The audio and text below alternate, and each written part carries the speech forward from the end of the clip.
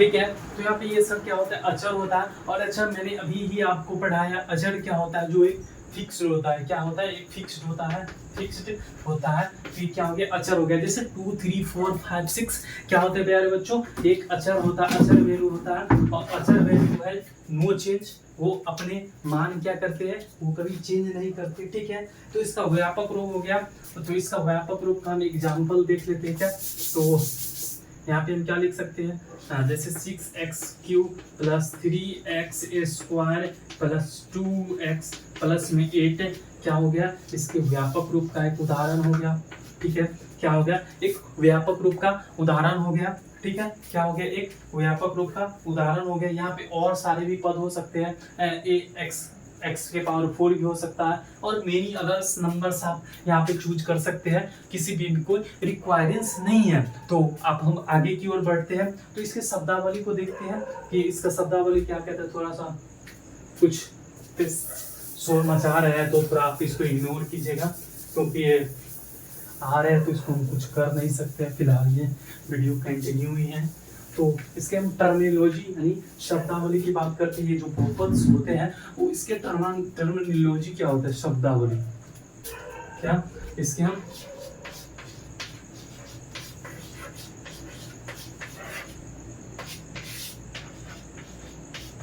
ठीक है। मैथ्स पढ़ना क्यों जरूरी है, बहुत ही जरूरी है। जब आपको ये पता चलेगा जब आप आगे हायर स्टडी भी जाएंगे, क्योंकि मैथ्स आपको सोचना, सोचन शक्ति, बहुत सारी ही क्या करते हैं, आपकी प्रवृत्तियों के बारे में बताते हैं। आप क्या सोच सकते हैं, बहुत ही क्रिएटिविटी माइंड में आते रहता है हमेशा है।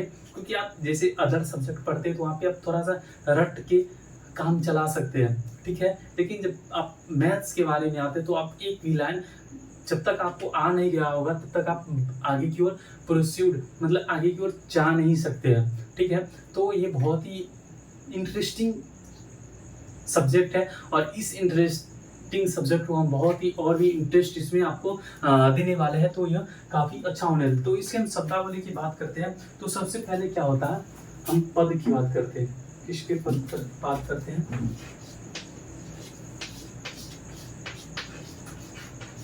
पद जिसको टर्म कहते हैं। और पद का मतलब क्या होता है, हिस्से या टुकड़े। क्या, पद का मतलब क्या होता है, पद हमेशा क्या होता है, एक टुकड़े या हिस्से। क्या, टुकड़े, टुकड़े या हिस्से, टुकड़े या हिस्से। क्या होता है, पद का मतलब क्या होता है, टुकड़े या हिस्से। तो इसको हम डिफाइन कैसे करते हैं, डिफाइन कैसे करेंगे हम इसको। जैसे मैंने x³ लिया, प्लस में 3x² लिया, प्लस में 2x लिया, और प्लस में 7 लिया। तो इसको प्लस या माइनस से, प्लस या माइनस से क्या करते हैं, डिफाइन करते हैं। प्लस माइनस, जैसे यहाँ पे प्लस है, प्लस है, प्लस है, थोड़ा सा साउंड कंक्लूजन आ रहा हो तो कृपया आप इसको इग्नोर करके चल सकते हैं। ठीक है। तो ये जो प्लस है, जैसे यहाँ पे 1 प्लस 2 प्लस 3 प्लस, तो यहाँ पे इस पद क्या हो गया, 4 हो गया। जैसे की बात करें, यहाँ प्लस है तो 1 हो गया, ये हो गया, एक ये हो गया, 2 हो गया, एक 3 हो गया, और एक 4 हो गया। जितने प्लस होगा उससे एक अधिक संख्या होगा। जैसे प्लस या माइनस हुआ तो वहाँ पे प्लस माइनस हो सकता है। ठीक है। जैसे यहाँ पे क्या है, फिर यहाँ पे अगर हम बात पूछे, ठीक है, तो चलो बच्चों इसको बताओ, x की पावर 4 प्लस में 3x³ प्लस में 2x और प्लस में 6 कितना होगा, कितना होगा, इसमें कितने पद है, कितने इसमें पद है। तो हाँ, तो चलो बताओ जल्दी से। ठीक है। हाँ, तो बहुत अच्छा रिस्पॉन्स रहा। कितने बच्चों, 4। क्यों, क्योंकि इसमें 3 है। ठीक है। तो 1 2 3 4, तो बहुत ही अच्छा रिस्पॉन्स रहा। सबसे पहला किसका रहा, ठीक है, तो ठीक है 4 रहा, 4 है। ठीक है। इसी प्रकार एक और एग्जांपल की बात करते हैं। क्या, x³ प्लस में 2x² और प्लस में 1 क्या होगा, इसमें कितने पद हैं, जल्दी बताओ, जल्दी जल्दी जल्दी जल्दी। हाँ, वो ब्लैक टी शर्ट। ठीक है। तो 1 2, तो यहाँ पे क्या है, 1 2 और 3। ठीक है। तो 3, हाँ अब समझदार लगा। ठीक है।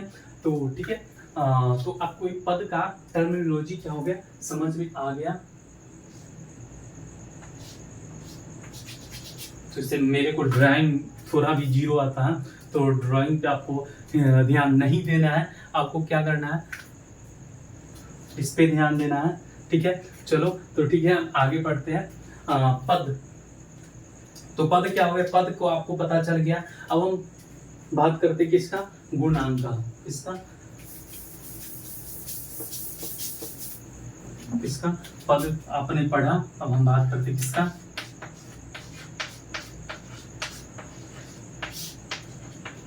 हाँ। तो किस किस ने 9th में पढ़ के आया कि गुणांक क्या होता है, ठीक है।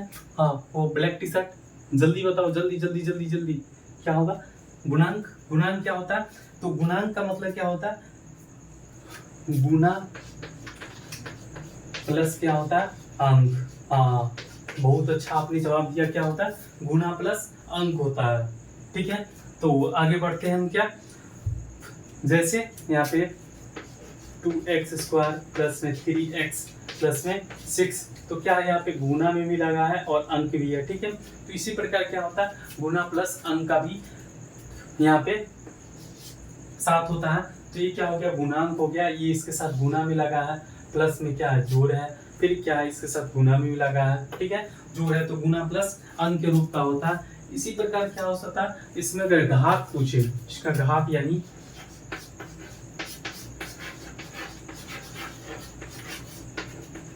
इसका पावर क्या होगा, तो जो सबसे बड़ा घात हो, ठीक है, क्या होगा, 2 होगा, ठीक है। यहाँ पे क्या होगा, 1 नहीं हो सकता। अब अभी हमने आपको पढ़ाया क्या, कि कभी भी बहुपद का घात क्या पूर्णांक संख्या नहीं हो सकता, कभी भी माइनस में नहीं हो सकता, कभी भी ऋणात्मक नहीं हो सकता। तो आपको ये समझ में आ गया होगा, ठीक है। तो हम आगे बढ़ते हैं, ठीक है, ये आपको समझ में आ गया। तो अब हम क्लासिफिकेशन करते हैं, क्या क्लासिफिकेशन, जब इसको हम बहुपद को करेंगे, एक चर वाले बहुपद को हम पढ़ रहे हैं, ठीक है, एक चर वाले बहुपद का भी हम क्लासिफिकेशन करते हैं।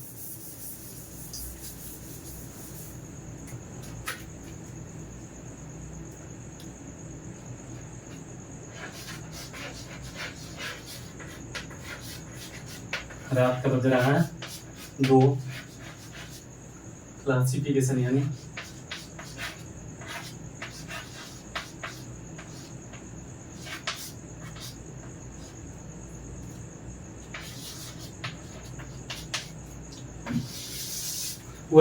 वर्गीकरण होता है। तो वर्गीकरण की बात करें तो एक क्या होता है बच्चों, एक हमेशा होता है क्या,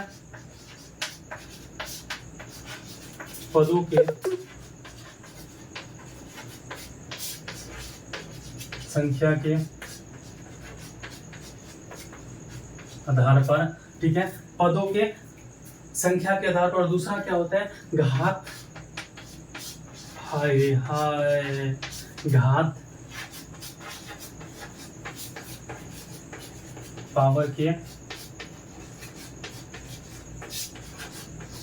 क्या होता है, एक क्या होता है, हमेशा क्या होता है, पदों की संख्या के आधार पर हमें कितना पद में संख्या दिया गया, और एक दूसरा क्या होता है, एक घात पावर के आधार पे, ठीक है, घात पावर के आधार पे।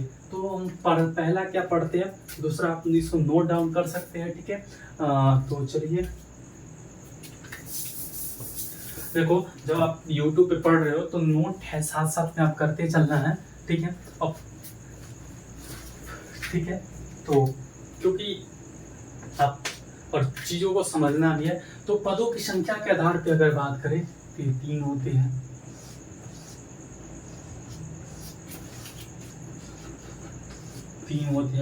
तो बता रहे हैं 3 कौन कौन होते हैं। तो एक पदी,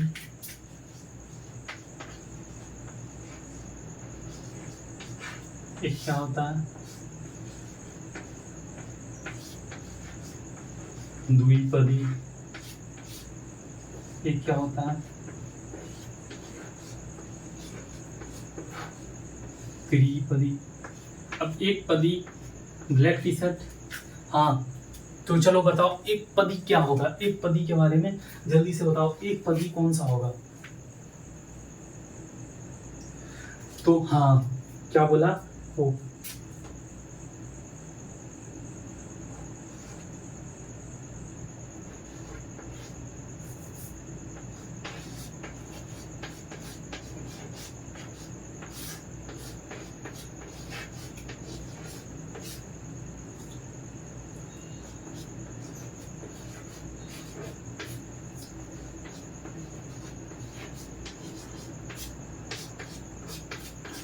ठीक है, तो बताओ एक पदी, द्विपदी और त्रिपदी क्या होता है? तो हाँ, ब्लैक टी शर्ट सही बता रहे हैं, एकदम एग्जैक्ट पकड़ा हुआ है वो। बहुत ही ये 9th पढ़ के आया है और बहुत अच्छे से पढ़ के आया है। ठीक है, तो क्या है जिसमें एक पद हो, वो एक पदी होगा, जिसमें दो पद हो दो पदी होगा, और जिसमें तीन पद हो उसमें क्या होगा, उससे हम क्या कहेंगे?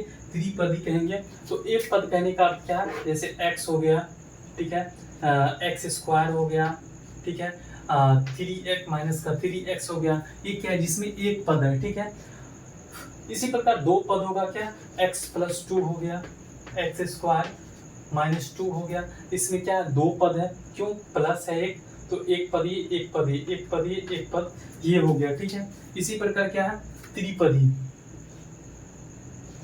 X square plus 2x plus में 2 और x square plus 3x plus का 3, ये क्या हो गया? हमारे पास क्या हो गया? त्रिपदी का उदाहरण हो गया। ठीक है, तो आई होप ये समझ में आ गया होगा। तो एक होता है शून्य बहुपद और एक होता है अचर बहुपद। हाँ, ब्लैक टी शर्ट, ठीक है, हाँ ये बहुत ही अच्छा कर रहा है। ठीक है, कौन है? ठीक ठीक ठीक ठीक ठीक ठीक, चलो ठीक है। शून्य बहुपद, शून्य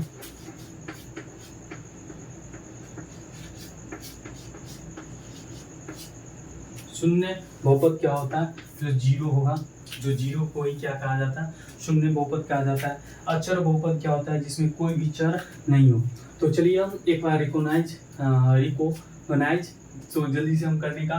तो जो बहुपद का जो क्लासिफिकेशन किया गया, जो एक चर वाले बहुपद का जो क्लासिफिकेशन किया गया है, उसमें हम क्या कहते हैं कि पदों की संख्या, पहला क्या होता है? पदों की संख्या के आधार पर एक चर वाले बहुपद को क्लासिफिकेशन किया गया, क्या? किसके? पदों की संख्या के आधार पे। तो पदों की संख्या के आधार पे आपको तीन टाइप से किया गया है, क्या? जिसे हम क्या कहते हैं? एक पदी, द्विपदी, त्रिपदी।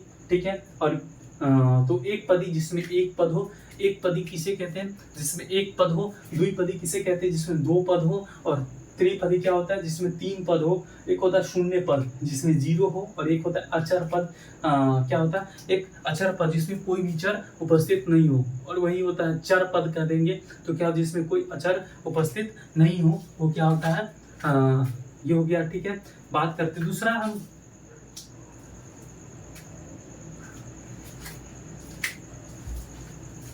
तो इसको आप नोट डाउन कर सकते हैं इजी से। तो हम दूसरा बात करते हैं, क्या?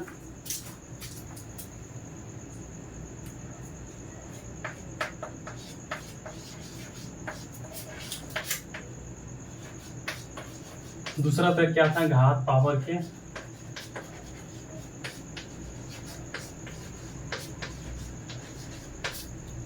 आधार पर, घात पावर के आधार पर। तो क्या होता है? एक होता है रैखिक द्विघात और त्रिघात।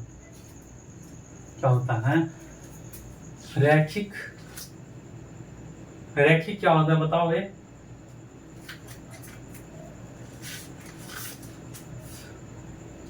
ठीक है, तो एक रैखिक क्या होता है? एक लीनियर होता है, क्या? इसको इंग्लिश में क्या कहा जाता है? लीनियर, जिसका पावर क्या हो? एक हो। एक होता है द्विघात जिसका पावर दो हो, और एक होता है क्या क्या क्या बताओ, अगला बताओ, अगला बताओ, जल्दी जल्दी जल्दी जल्दी जल्दी। त्रिघात, जिसमें, हाँ सही पकड़ा, बिल्कुल सही। त्रिघात क्या होता है? त्रिघात क्या होता है? त्रिघात वो होता है जिसमें, चलो किसी को बताना मत, त्रिघात वो होता है जिसमें पावर क्या हो? 3 हो। ठीक है, तो पहला बात करते क्या?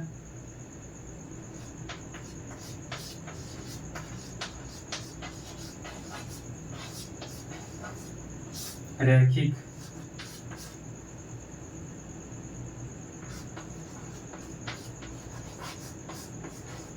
द्विघात, थर्ड इज क्या, त्रिघात, त्रिघात। इसे लिनियर कहते हैं, इसे क्वाड्रेट कहते हैं, इसे क्या कहते हैं, इसे क्या कहते हैं बताओ, क्यूबिक। सही पकड़ा। तो रैखिक, इसका पावर क्या हो, पावर 1 हो, क्या हो, पावर क्या हो बच्चा, इसका 2 हो, पावर क्या हो, 3 हो। तो इसका एग्जांपल बताओ, तुम बताएगा। हाँ हाँ, वही चीज क्या होगा, इसका पावर 1 होगा तो क्या, ये x प्लस 3 होगा, क्या ये x स्क्वायर माइनस 2, ये क्या होगा, ये रैखिक का उदाहरण है। तो बोलेगा सर ये सही है, लेकिन ये क्या है, इस सरासर इसको काट दो, ठीक है, x प्लस में 3, x प्लस में 5, तो ये क्या होगा, सही होगा। इस प्रकार द्विघात का बताना जरा, द्विघात का क्या होगा, द्विघात का क्या होगा, तो कहेंगे क्या, x स्क्वायर माइनस का 2, x स्क्वायर प्लस का 2, x क्यूब माइनस का 3। तो बताओ इसमें से कौन सा द्विघात बहुपद का उदाहरण है। हाँ तो बताओगे क्या है, ये सही है, चलो मान लेते हैं, कलुआ का बात मान लेते हैं, ठीक है, ठीक है, ये भी सही है, कह रहा ये क्या है, कह रहा काट दो, काट दिया। चलो त्रिघात का तुम कमेंट में करना, क्या कमेंट में इसका उदाहरण देना, आराम से इसका 2 उदाहरण आपको देना है, ठीक है, 2 उदाहरण आपको देना है। हाँ तो 2 उदाहरण क्या देना आपको, त्रिघात बहुपद का देना है। तो अगली क्लास में हम क्या सीखने वाले हैं, शून्यकों का योग और शून्यकों का गुणनफल, इसको हम सिद्ध करेंगे। तो ठीक है, तो एक वीडियो काफ़ी हेल्पफुल अगर आपको लगा होगा तो आप अपने दोस्तों में शेयर इसको ज़रूर कीजिएगा। तो मिलते हैं नेक्स्ट वीडियो में, तो तब तक के लिए बने रहेंगे इसी चैनल पे। तो मिलते हैं नेक्स्ट वीडियो में, ठीक है, तो धन्यवाद।